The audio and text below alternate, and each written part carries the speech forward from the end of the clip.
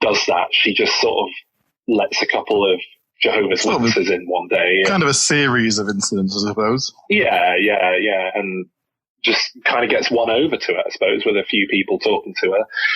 And becomes really like the most insufferable kind of type born again Christian who's just going round to everyone and going like, being judgmental. I've met someone.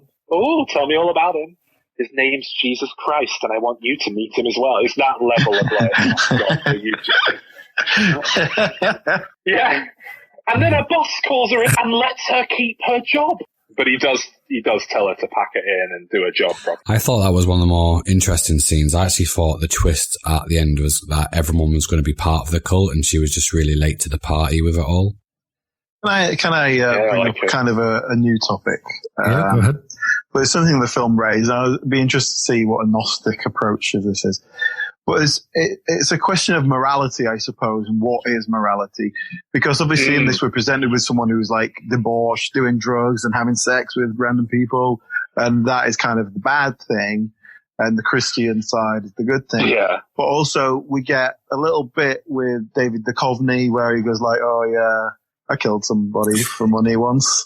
Yeah. And he specifically says, I wonder if we were never told that murder was bad, would I still feel bad about it? I think it's subjective, but I remember feeling guilt about certain things I had done before learning they were bad.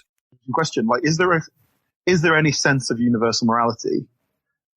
Personally, I think there isn't, but I think there's I think there is.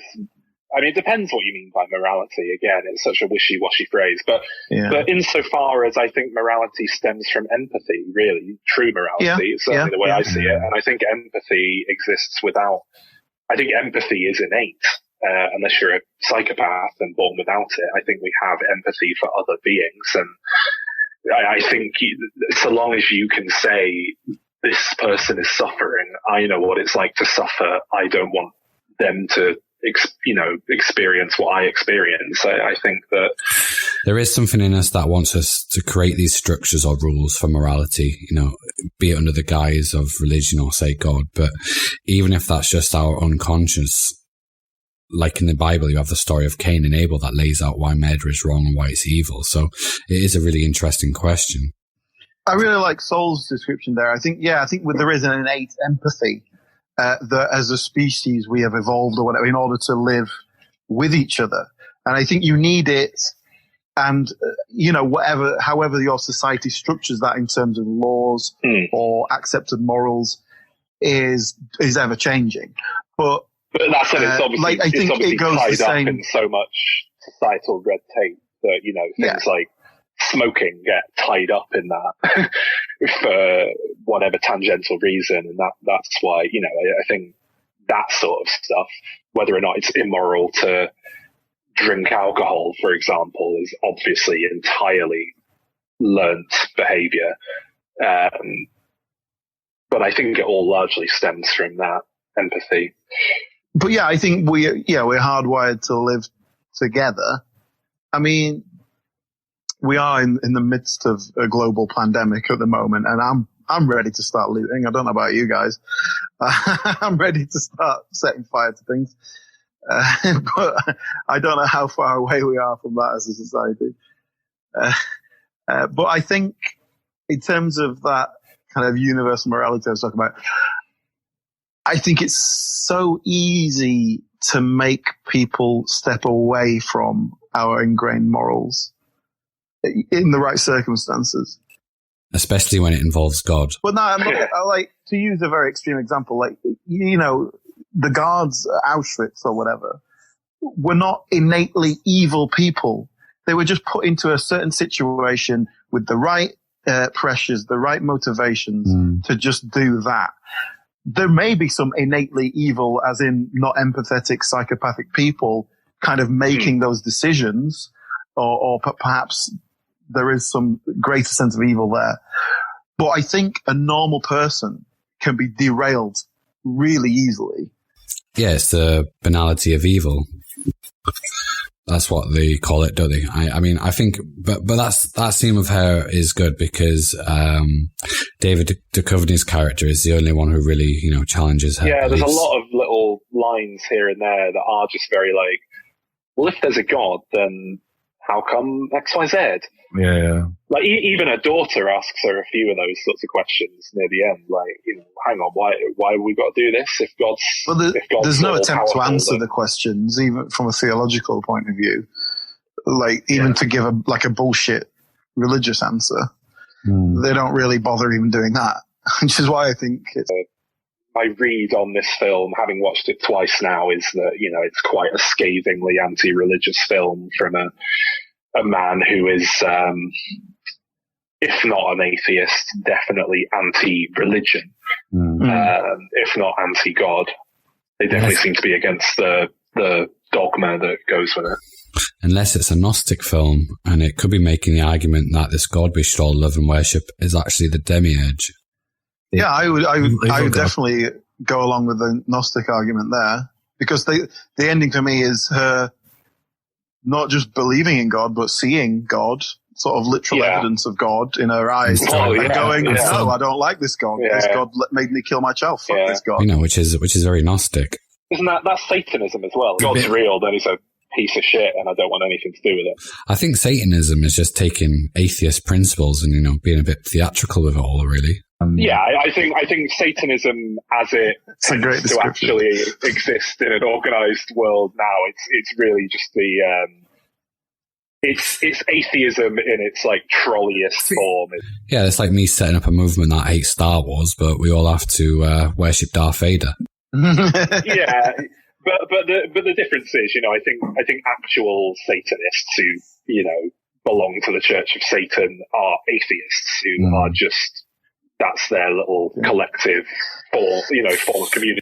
So if anyone listening to this hasn't seen the film, at this point, Mimi Rodgers has become a mega born again. There's a Christian, 6 years later sudden jump. Yeah, she kind of confronts David Duchovny, her that was a stupid scene as well. Of sorts. And she somehow convinces him to accept God into his life with her. And David Duchovny's character has been the voice of reason. Like, everything he was saying was like, that's what I would say. But yeah, then they do a time skip. So, in the 6 years, did you say, Alan? 6 years later. But yeah, but again, again, there's no realistic sense of conversion or anything. She just sort of says no. Well, they skip right past it. He doesn't accept it at first. He just kind of goes, yeah, right, I'll kind of humor you if it means we can have sex. Yeah, she's obviously worked him long enough, and he seems to be fully on board, but he's still, he's a high power position at this company, and he's firing people, and he's made an enemy. Now, this is another scene where, to talk about me not knowing how to take this film on my first viewing, again, the idea that this evil man would go on a mass shooting because he's fired, and it's the character of the man being fired. Obviously, it's a very small role, but he's so two-dimensional. I don't know. I bought his performance, but yeah, maybe there was more of a backstory to that scene, because the film does feel like a film that has had a lot of it, has had a lot cut out from it, like a lot of deleted scenes, maybe I don't know, but for whatever reason, I think it's a good film. I'm glad you suggested it, because I don't think I would have discovered it otherwise, because it's not as well known as the other films and TV in the, I guess, the apocalyptic genre, with, films like Frailty, Left Behind, and the Leftover series that I'm planning on doing. Just looking on Wikipedia here, it says that Mimi Rodgers is actually a Scientologist. Well, yeah, she's the one who introduced Tom Cruise to it. Which is interesting, because Scientology is heavily linked to Gnosticism, because Ron L. Hubbard was into the occult, and he would hang around with Jack Parsons, who was involved with Thelema and Aleister Crowley.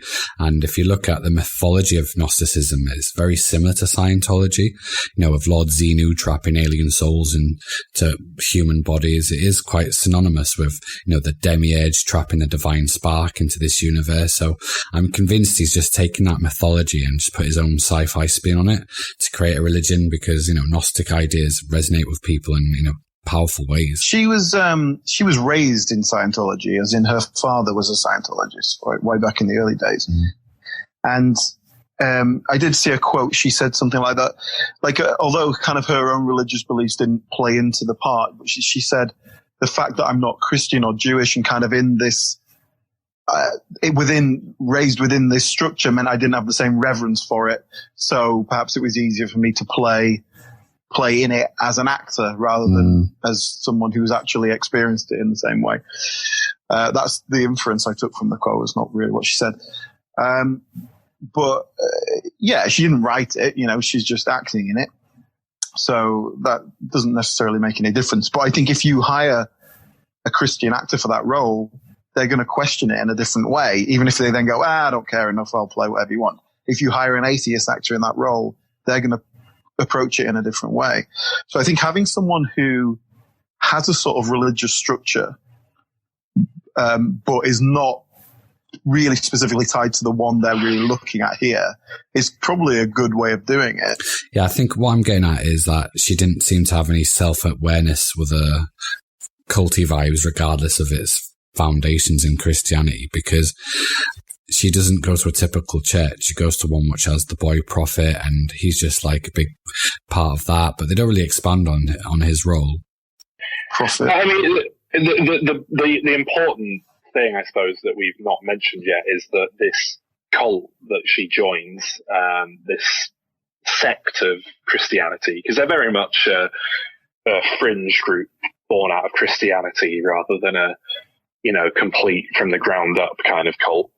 They believe that the end times are upon us and rapture is impending. And the rapture is, of course, an idea in Christianity, but it's kind of up for debate as to whether or not the religious scripture, the Bible, talks about rapture, or if it's an entirely modern invention born out of interpreting the book incorrectly. The rapture is actually quite a uniquely American thing. It seems like American Christianity is very into the idea that, what is the rapture? It's essentially the notion that Jesus is going to have a second coming. He's going to come to earth, and so is the Antichrist. And there's going to be a point where it all kicks off, the rapture, where everyone who is worthy of heaven will be called up to heaven, which basically means that their bodies will vanish.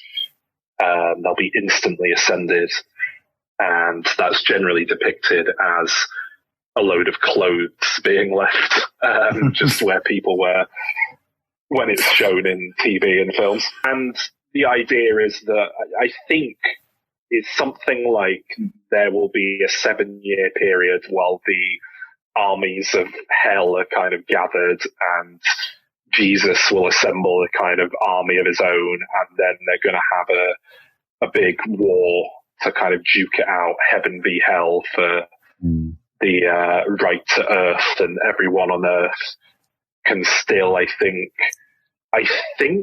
they can still turn it around and get accepted into heaven if they lead a good life and become worthy over those 7 years. But I'm not entirely sure about those details. To be honest, I think the details are largely made up by preachers and fringe cult groups like this. I mean, apocalypse doesn't necessarily mean end of the world. It means great revealing. So who knows? Maybe aliens show up and they say, by the way, we've been your gods and we told you this was all going to happen. But yeah, what's interesting about the ending of this film is that it does what Kevin Smith was planning on doing for the ending of his film Red State. Yeah. So I mean, basically, yeah. So there's a 6-year time jump. Then David Duchovny gets murdered in a mass shooting at his workplace, which leaves Mimi Rodgers as a grieving single parent of a child. So again, she's lived seems like a pretty comfortable, happy 6 years, but now she's back to that, empty void situation we last saw her in. because of the death of her husband and the father of her child. And it all kind of kicks off again, and she starts to have what she perceives as messages from God that the rapture is nigh, the end times are nigh, and she has to go and wait for rapture